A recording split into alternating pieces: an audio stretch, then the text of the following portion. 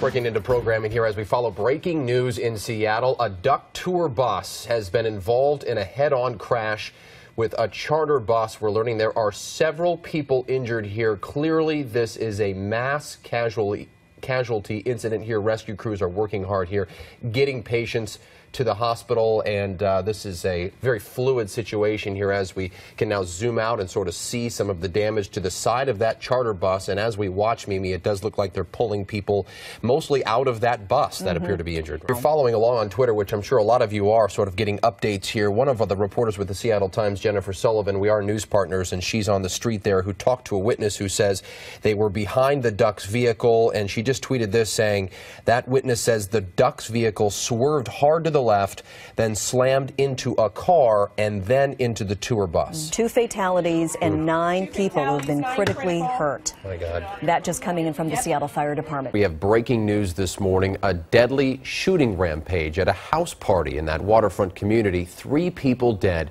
1 other injured after a gunman opened fire. Thanks for joining us this morning. I'm Jake Whittenberg. The city of Mukilteo says 1 suspect is now in custody after authorities captured him overnight in Lewis County. Here's what we know so far. Again, 3 people have been killed, another injured. The shooting broke out at a home during a gathering of about 15 to 20 people. Authorities are not yet releasing the victims' names or ages, although we've been hearing from witnesses this is a group of younger individuals.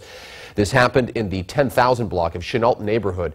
Authorities are now gathering families at a local church there not far from the scene near Payne Field. King 5's Heather Graff live there near the shooting scene where she's been talking to friends and family. Heather, what are you hearing? A former Tukwila police officer is now charged with using excessive force. A federal grand jury indicted Nick Hogan for violating a prisoner's civil rights. Authorities say Hogan pepper sprayed a man restrained on a gurney in Harborview's emergency room in 2011.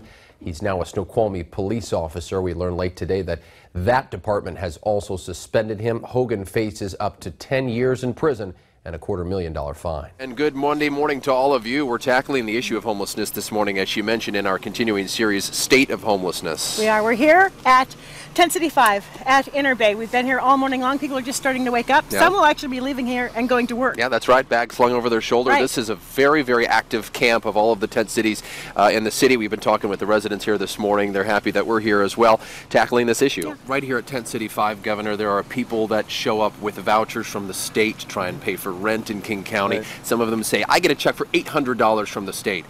You can't find a place to rent in King County in Seattle for $800. What can you do about that? Governor, you drive into Seattle, you see the tents. I mean, for God's sakes, what can we do to just help the people right there? Pull them out of the jungle, so to speak. It's absolutely So there's terrible. A lot of things we can and should do. Eye-catching indeed. Got to take a few rides. The delegation I was with had a chance to ride in these things as well. Pretty sweet.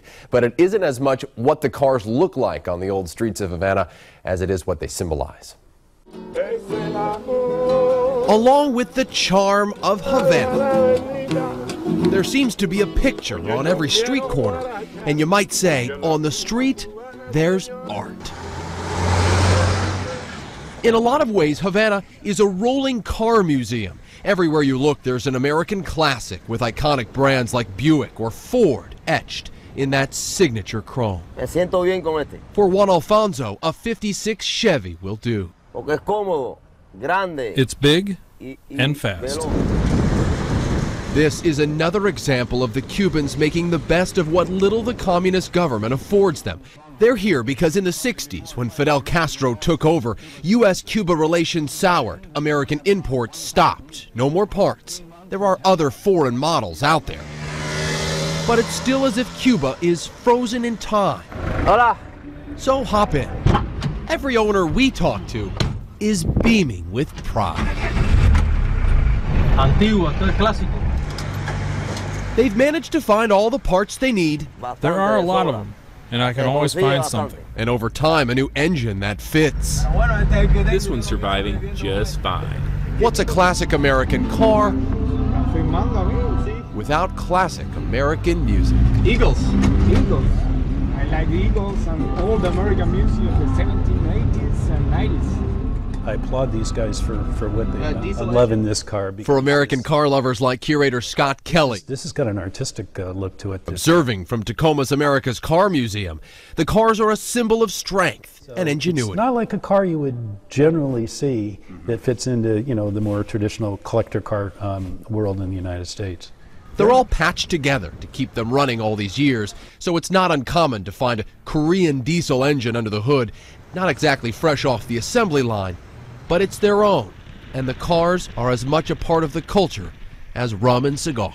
Yeah, those are creations. It's like, saying to an artist, can I buy your sculpture or your painting from you? I mean, that's their expression. They've got an emotional connection. It's not just a rational connection with a car that they kept running. And if the Cubans have kept them alive all these years, who needs a Fiat? Well, I prefer this one.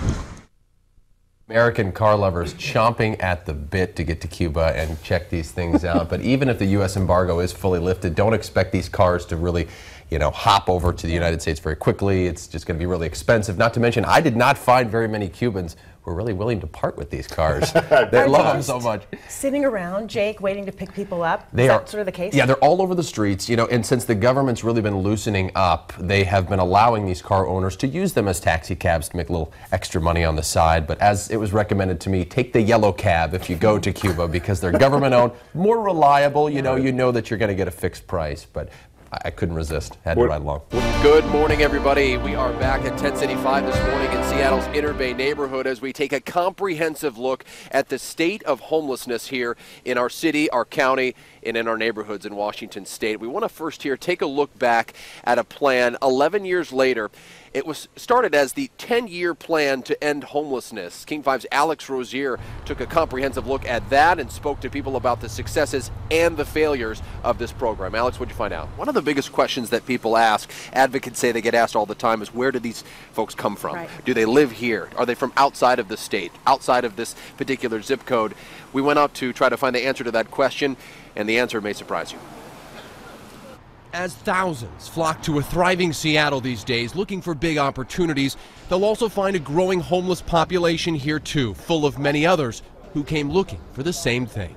There's work here, it's just not enough work for everybody to afford a home. Robert and Ashley Bowen moved here from San Francisco hoping one of those jobs could be theirs, but 5 months later they live here in Tent City 5. It's a fantastic place to be. It's just that the price of living is cost more, and they see how much their paycheck is and they see how much rent is, and they have to reevaluate their situation. The Bowen story can be told over and over again here, but according to the most recent 2014 survey from Seattle-based All Home, only 8% of the homeless come from outside Washington State.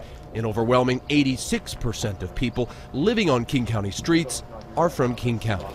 So I grew up in Magnolia. That's Pete Suka. Second hill over. I've been here 50 years. He says these days the tent cities are a place where locals like him try hard to get back on their feet. I drank myself here. I lost my fiance.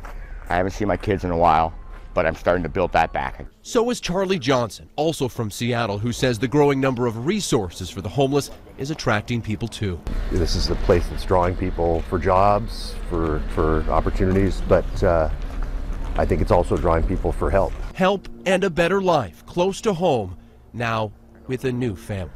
I adore them. Community. It's what makes people grow. So when the organization All Home conducted this survey, they asked people, what was your last zip code of residence? And so that's how they did the survey. But a lot of people said the zip code downtown. So a lot of folks saying that the shelter was their last place of residence. A lot of people didn't answer. So it's a tough number to get at. But again, most people, they just want to stay here.